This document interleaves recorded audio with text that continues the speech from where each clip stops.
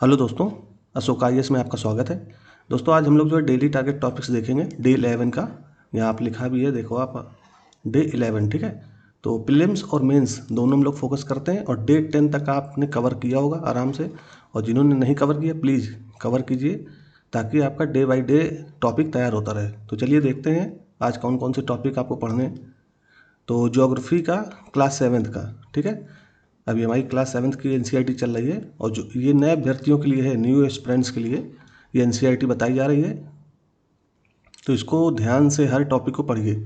आज थोड़ी class late हुई है, उसके लिए हम क्षमा चाहते हैं, लेकिन आपके टारगेट्स डेली पूरे हों इसके लिए हम डेली जो है टारगेट आपको बताते रहते हैं। तो आज 4 चैप्टर आपको पढ़ना है, ठीक है। 4 चैप्टर का नाम है वायु, ठीक। इसमें कई सारे टॉपिक्स हैं वायुमंडल संबंधित, तो उनको आपको अच्छे से देखना है। जैसे यहाँ एक टॉपिक दिया है वायुमंडल का संगठन, तो इसको अच्छे से देखना, समझना, पढ़ना, धीरे धीरे पढ़ना है, ठीक है। इसीलिए एक एक चैप्टर दे रहे हैं, ज़्यादा दे भी नहीं रहे। दूसरा टॉपिक है आपका वायुमंडल की संरचना। इसमें चित्र वायुमंडल की परतें देखनी है।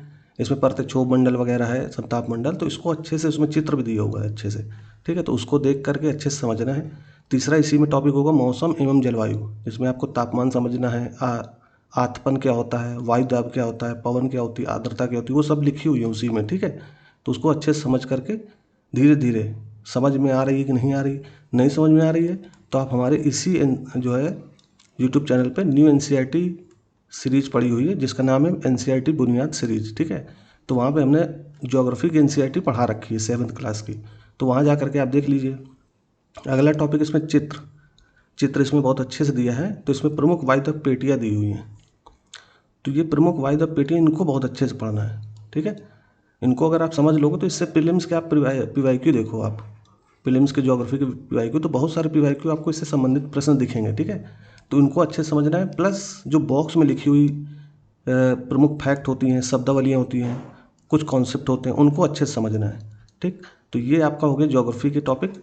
तो इसको आप आज कवर कीजिए। एक चैप्टर है, बहुत बड़ा नहीं है, 4-5 पेज का है, आराम से कवर हो जाएगा। पॉलिटी की बात करें तो पॉलिटी में हम लोग क्लास 11th की ये वाली किताब देख रहे हैं, राजनीतिक सिद्धांत, ठीक। तो उसमें चैप्टर नंबर 8 है धर्मनिरपेक्षता, ठीक। तो उसको अच्छे से समझना है। पहला इसमें टॉपिक दिया धर्मनिरपेक्षता क्या है। ये थोड़ी कॉन्सेप्चुअल बुक है, मतलब फैक्चुअल कम है, इसमें अवधारणाएं बहुत अच्छे से समझाई गई हैं। तो धर्मनिरपेक्षता होता क्या है एक्चुअल में।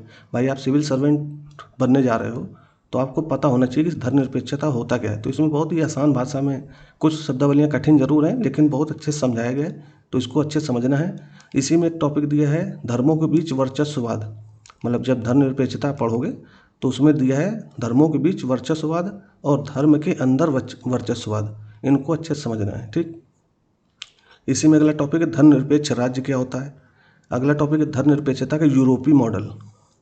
पहले यूरोपीय मॉडल समझो, क्योंकि हमारा जो राज्य व्यवस्था में जो भी व्यवस्थाएं ली गई उसमें 90 या 80% चीज़ें यूरोप के मॉडल से ही ली गई हैं। तो इसलिए आपको यहाँ यूरोप के मॉडल को समझना बहुत ज़रूरी है, ठीक। और उसी के बाद आपको मिलेगा भारतीय मॉडल, यानी धर्मनिरपेक्षता का भारतीय मॉडल समझना है। जब आप यूरोपीय मॉडल समझ लोगे और भारतीय मॉडल पढ़ोगे तो तुलना अच्छे से कर पाओगे, ठीक है।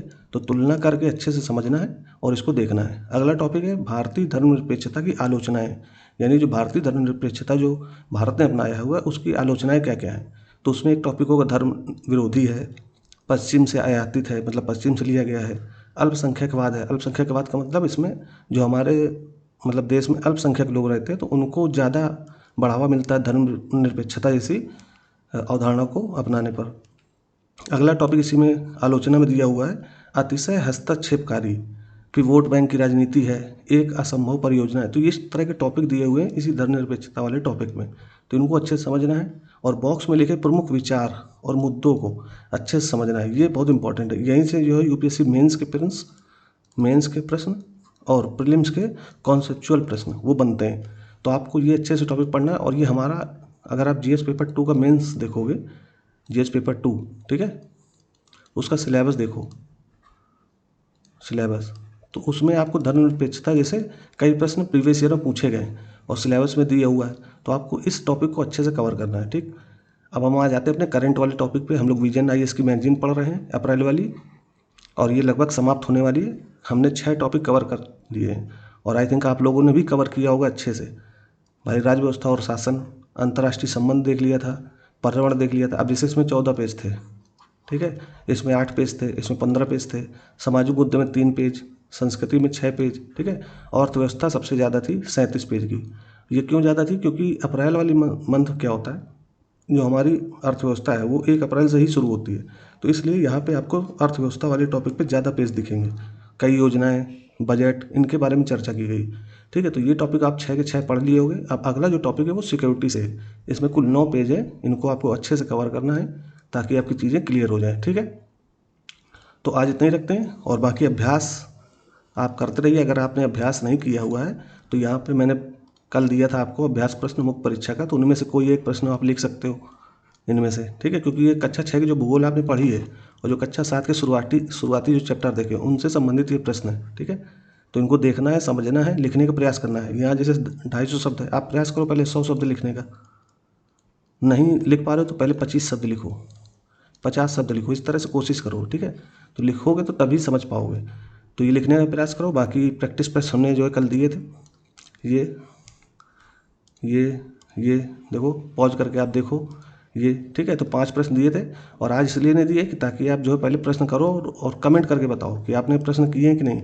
तो आपको जब डे 12 का हम लोग टारगेट देंगे तो उसमें फिर से प्रश्न आपको लगा के देंगे, ठीक है। तो कमेंट करके ज़रूर बताओ कि आपने प्रश्न किए हैं या नहीं किए, ठीक। तो आज नहीं रखते दोस्तों, धन्यवाद।